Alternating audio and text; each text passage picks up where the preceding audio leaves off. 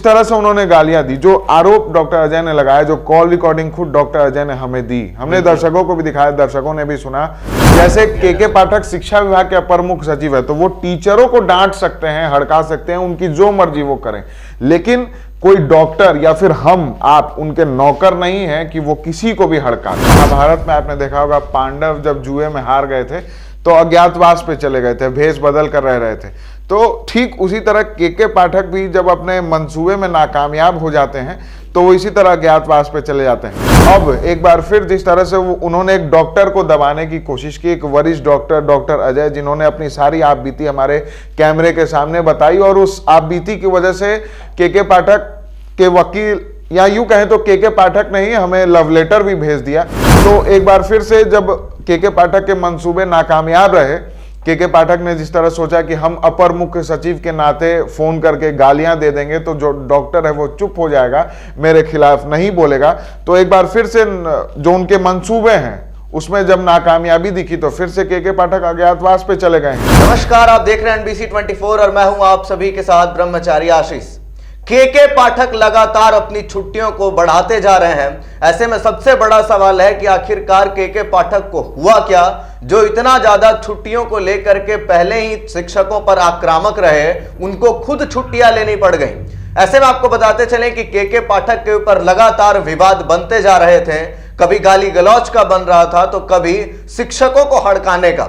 ऐसे में सबसे बड़ा सवाल है कि आखिरकार के पाठक छुट्टियों पर गए तो गए क्यों, छुट्टियां एक्सटेंड होते क्यों जा रही हैं, क्या उनको किसी ने कुछ कहा है? इन सब चीजों के ऊपर आज विस्तार से बात करेंगे। हमारे साथ जुड़ रहे हैं विशाल, क्या कुछ लग रहा है आपको, क्यों के पाठक अचानक 7 दिन की छुट्टी लिए थे, फिर 2 दिन और एक्सटेंड कर दिया, संभावनाएं हैं कि आगे और एक्सटेंड करें, क्या कुछ है? देखिए आशीष, के पाठक अज्ञातवास पे चले गए हैं एक बार फिर, और पहले भी जाते रहे। जिस तरह से जो महाभारत में आपने देखा होगा, पांडव जब जुए में हार गए थे तो अज्ञातवास पे चले गए थे, भेष बदल कर रह रहे थे।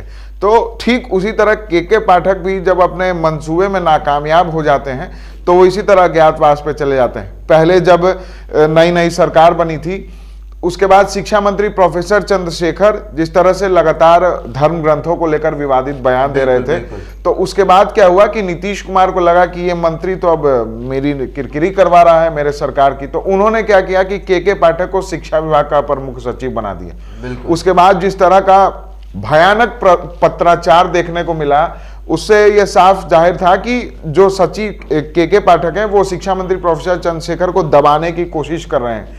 उसके बाद लगातार जो मंत्री के और जो अपर मुख्य सचिव है उनके बीच पत्राचार हुआ, लेकिन जब वो नहीं दबे, मंत्री भी अपनी आग उगलते रहे, नाराज हो गए, कभी लालू प्रसाद यादव से मिलने पहुंच गए, कभी पार्टी दफ्तर पहुंचे।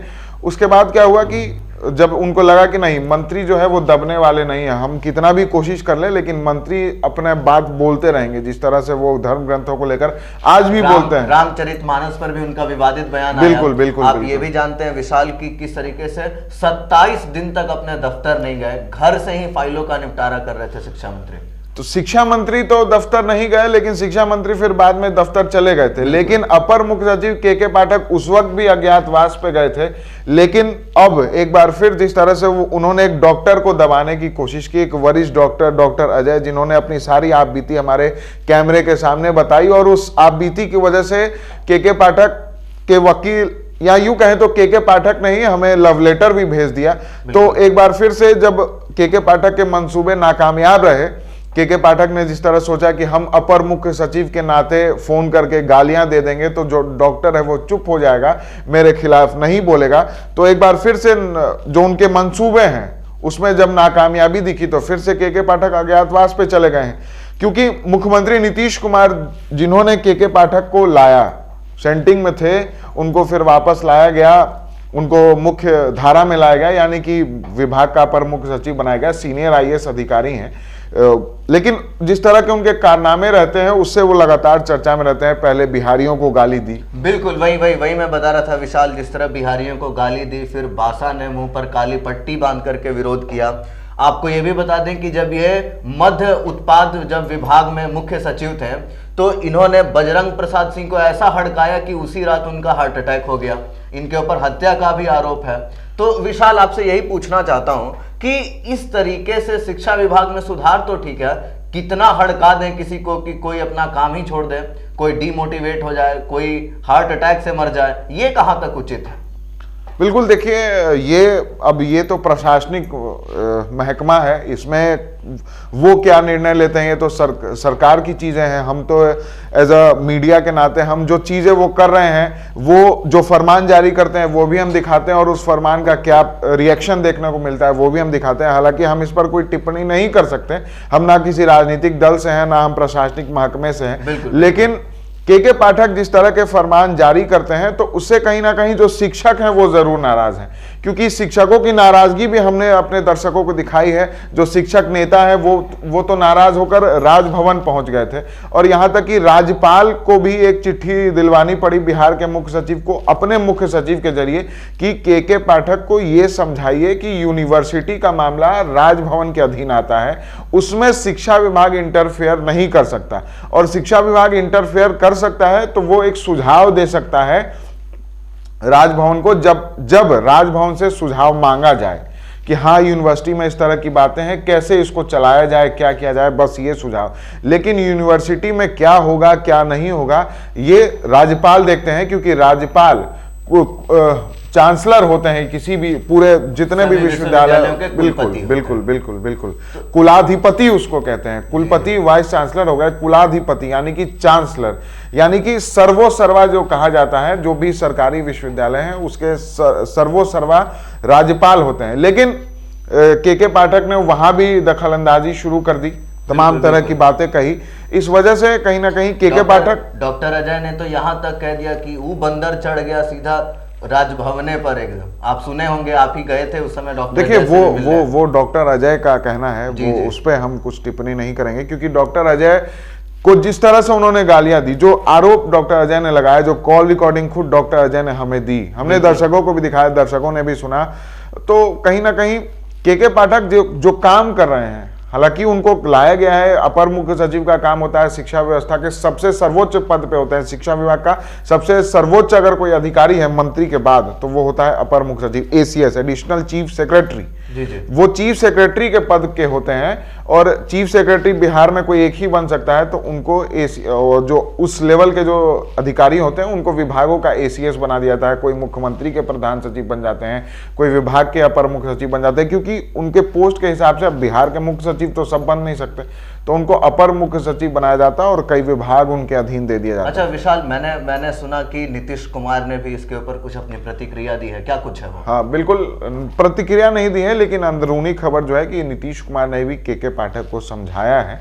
के पाठक को कहा कि अरे कहाँ तुम जहां तहां गाली, मतलब कहाँ आप जहां तहां गाली देते रहते, यानी कि एक सिखाया कि इस तरह से गाली गलौज करना ठीक बात नहीं, क्योंकि डॉक्टर अजय का जो मामला है वो काफी ज्यादा अब सुर्खियों में है। बिल्कुल। और विशाल, आपसे एक और अपडेट लूंगा कि डॉक्टर अजय की प्रतिक्रिया, क्योंकि वो कह रहे थे 2 हफ्ते का समय मांगा था उन्होंने, कार्रवाई करेंगे, छोड़ेंगे नहीं, तो डॉक्टर अजय क्या प्लान कर रहे हैं अब लगभग? देखिए, डॉक्टर अजय की अभी तक जो जानकारी मेरे पास है, डॉक्टर अजय से जो मेरी बातचीत हुई, उन्होंने प्रधानमंत्री को लिखा है, मुख्यमंत्री सचिवालय को लिखा है, बिहार के मुख्य सचिव आमिर सुबहानी को लिखा है, और उसके बाद नजदीकी थाने में उन्होंने शिकायत भी दर्ज कराई है, राजीव नगर थाना, शायद मेरी जानकारी जहां तक है, तो राजीव नगर थाने में शिकायत दर्ज कराई गई। उसके बाद इंडियन मेडिकल एसोसिएशन, जो पूरे देश के डॉक्टरों का एक एसोसिएशन है, उसके वो पूर्व अध्यक्ष रह चुके हैं, तो अब इंडियन मेडिकल एसोसिएशन भी उनका साथ दे रहा है, और नेतरहाट ओल्ड बॉयज एसोसिएशन, वो नेतरहाट के पढ़े हैं डॉक्टर अजय, तो नेतरहाट ओल्ड बॉयज एसोसिएशन भी अब उनके साथ है, यानी कि लगातार वो जिस संगठन से जुड़े हैं, और या यूं कहें तो सभी का समर्थन जो है डॉक्टर अजय को मिल रहा है, क्योंकि एक पहले डॉक्टर अजय सिर्फ डॉक्टर अजय नहीं है, वो सिर्फ डॉक्टर ही नहीं बल्कि एक वरिष्ठ नागरिक है। उनके हमने सामने से बातचीत हुई, सामने से उनसे मुलाकात हुई है, तो जो उम्र है उनकी काफ़ी उम्र दराज है, तो सिर्फ डॉक्टर अजय जो है वो सिर्फ डॉक्टर नहीं बल्कि एक सीनियर सिटीजन है, और किसी आईएएस के हो, एक वरिष्ठ नागरिक हो, या फिर किसी को भी, एक आईएएस किसी को गाली नहीं दे सकता, और आईएएस अगर किसी को डांट भी सकता है तो वो उसको डांट सकता है जो उसके अधीन है, एक दायरे में ही किसी। जैसे के पाठक शिक्षा विभाग के अपर मुख्य सचिव है, तो वो टीचरों को डांट सकते हैं, हड़का सकते हैं, उनकी जो मर्जी वो करें, लेकिन कोई डॉक्टर या फिर हम आप उनके नौकर नहीं हैं कि वो किसी को भी हड़का दें। अच्छा विशाल, एक और बात है जिस तरीके से लगातार शिक्षा विभाग में देखने को मिला, फरमान पे फरमान कि शिक्षक कोई संघ नहीं बना सकते, मीडिया को बाइट नहीं दे सकते, ये तो फिर जो आम अधिकार होते हैं लोगों के, फ्रीडम ऑफ एक्सप्रेशन, कहीं ना कहीं इसको कुचलने की भी एक कोशिश है ये। बिल्कुल बिल्कुल, जो शिक्षक नेता हैं जिनका पेंशन रोक दिया गया, बीते दिनों सारे शिक्षक जो एमएलसी हैं, जो शिक्षक क्षेत्र से आते हैं, शिक्षक निर्वाचन से, उन्होंने भी ये कहा था कि संविधान में संवैधानिक जो प्रक्रिया है, जो डेमोक्रेसी है, उसमें सबको अधिकार है अपनी बात कहने का और एक संगठन बनाने का। जिस तरह से आप रेलवे में भी देखें तो रेलवे में भी कर्मचारी यूनियन है, अधिकारी यूनियन है, विश्वविद्यालयों में भी शिक्षकों का संघ है, छात्र संघ तो है ही, बैंक में भी संघ है, हर जगह संघ होता है। तो जहां सैकड़ों की, आप सचिवालय में देखें तो सचिवालय में भी कर्मचारियों का संघ है, आईएएस का संघ है, ट्रक का संघ है, हर किसी ने अपना संघ बनाया। बिल्कुल, आईएएस एसोसिएशन है, आईपीएस एसोसिएशन है, क्या आईएएस का संघ नहीं है क्या? ठीक है, वो अपनी लड़ाई रोड पर आकर प्रदर्शन नहीं करते, लेकिन अगर किसी एक आईएएस अधिकारी के साथ कुछ होता है तो आईएएस एसोसिएशन में भी मेंबर होते हैं और सारे आईएएस उसके सदस्य होते हैं, क्योंकि एक एसोसिएशन होता है तो किसी वो एक परिवार की तरह होता है। उसमें अगर किसी सदस्य को कुछ हो गया, किसी तरह की कोई परेशानी होगी, तो सारे जो एसोसिएशन के लोग हैं वो एक साथ आते हैं, अपनी राय मशविरा करते हैं, मदद करते हैं। मान लीजिए किसी आईएएस के घर में चोरी हो गई या कुछ बड़ा घटना हो गया, तो जो पैसे की जरूरत है, तो सारे आईएएस अगर मिलकर कुछ कुछ पैसे ही दें तो उनका काम चल जाए। इस वजह से एसोसिएशन बनता है। ये एसोसिएशन ये सिर्फ इसीलिए नहीं बनता कि आप सरकार की बुराई करें, ये करें। लेकिन के पाठक ने जिस तरह से कहा कि एसोसिएशन नहीं बनाना चाहिए, तो जो अगर टीचरों को किसी तरह की मुश्किलें होंगी तो वो एक टीचर अगर अकेले रोड पर निकलेगा तो क्या लगता है कोई नहीं सुनेगा। तो एसोसिएशन जरूरी है ताकि वो एक साथ मिलकर सम्मेलन करे, बहुत तरह की बातें करें। तो के पाठक के ये फरमान, हालांकि ये सरकार देखेगी, हमारा काम इस पे नहीं है, लेकिन फ्रीडम ऑफ एक्सप्रेशन को दबाने की कोशिश एक तरीके से कह ही सकते हैं इसको। देखिए, के पाठक तो हमेशा चाहते हैं कि हम अधिकारी हैं और हम कुछ ऐसा, क्योंकि शिक्षकों की भी कहीं ना कहीं गलती होती है, वो कभी स्कूलों में सोए जाते हैं, कभी स्कूलों में पढ़ाते नहीं हैं, मिड डे मील में भी शिकायत आती है। तो के पाठक उनको एक तरह से ठीक करने की कोशिश कर रहे हैं। हालांकि के पाठक भी गलत नहीं है, लेकिन उनका जो काम करने का तरीका है वो कुछ और है, वो गलत। कुछ प्यार से कराते हैं, कुछ फरमान जारी करते हैं। के पाठक को लगता है कि हम फरमान जारी कर देंगे तो ये काम हो जाएगा, लेकिन के पाठक ने ये फरमान तो शिक्षकों पर जारी किया तो शिक्षक तो थोड़े से डर गए, सहम गए, लेकिन वो चले थे डॉक्टर अजय पर भी अपना रुआब दिखाने के लिए, लेकिन डॉक्टर अजय नहीं डरे और डॉक्टर अजय के बाद एनबीसी पर भी अपना रुआब दिखा रहे थे। लीगल नोटिस के जरिए क्या दिखा रहे थे? यही दिखा रहे थे, साफ स्पष्ट डर जाएंगे था कि हम रुक जाएंगे। और विशाल, आपसे आखिरी सवाल होगा, मुझे जो इनपुट्स मिल रहे हैं सूत्रों के आधार से कि के पाठक अपनी लीगल टीम तैयार कर रहे हैं इन सब चीजों के खिलाफ, क्या लगता है आपको, क्या अवकाश पे जाने के यही कारण है? देखिए, के पाठक अवकाश पे क्यों गए? अब लीगल टीम भी वो तैयार कर रहे होंगे, ठीक है, कोई दिक्कत नहीं है, करें। उनकी अब सब किस कानून न्याय सबके लिए है, वो अगर उनको किस तरह की कुछ परेशानी हुई है तो वो लीगल टीम के जरिए अपना सुझाव ले सकते हैं, कुछ कर सकते हैं। लेकिन मुख्यमंत्री नीतीश कुमार ने भी उन्हें रोका था कि अभी एक मेगा इवेंट होना है, अभी फिर से 13 तारीख को। बिल्कुल बिल्कुल। तो उसमें संभव है कि के पाठक मौजूद नहीं होंगे। जो बैद्यनाथ प्रसाद हैं, जो शिक्षा विभाग के सचिव हैं, वो अभी कमान संभालेंगे। शिक्षा विभाग के अभी सारा काम जो है, मतलब अपर मुख्य सचिव तक का जो काम है वो यही देखेंगे। और के पाठक ने भी जब छुट्टी के लिए आवेदन दिया था तो उन्होंने लिखा था कि मेरी अनुपस्थिति में बैद्यनाथ प्रसाद ही जो है शिक्षा विभाग की जो कमान है वो देखेंगे। तो ऐसे में बैद्यनाथ प्रसाद अभी फिलहाल देख रहे हैं, लेकिन कहीं ना कहीं बड़ा जो इवेंट है सरकार का, जिसे सरकार वोट मांगेगी आगे चल के, क्योंकि सरकार बनती है जनता के वोट से। तो सरकार जिस मुद्दे को लेकर वोट मांगेगी, उसी वोट मांगने वाले मुद्दे हैं, उसमें सरकार का सबसे बढ़िया सिविल सर्वेंट बिल्कुल के पाठक। नीतीश कुमार बहुत मानते हैं, इसमें कोई दो राय नहीं है। नीतीश कुमार जब आए हैं और जब नीतीश कुमार को लगा है कि एक कड़े अफसर की जरूरत है जो थोड़ा सा दूसरे टाइप का हो, कड़क मिजाजी और दूसरे टाइप का कड़क मिजाजी हो, तो के पाठक को लेके आए। जैसे शराबबंदी फेल हो रही थी तो के पाठक आए। लेकिन अभी भी विशाल शराबबंदी तो फेल ही है। देखिए, शराबबंदी का क्या हाल है क्या नहीं वो किसी से छुपा नहीं है, वही बात है। और अगर शराब लोग पीकर मर रहे हैं तो आखिर शराब आ कहां से रही, बड़ा सवाल भी है, बड़ा सवाल है। बिल्कुल। तो कहीं ना कहीं के पाठक के कोई भी कारनामे राजनीतिक असर छोड़ते हैं। बिहार की राजनीति पर सीधा सीधा प्रभाव पड़ने वाला है आगामी चुनाव में, चाहे 24 का लोकसभा हो या फिर 25 का विधानसभा चुनाव हो।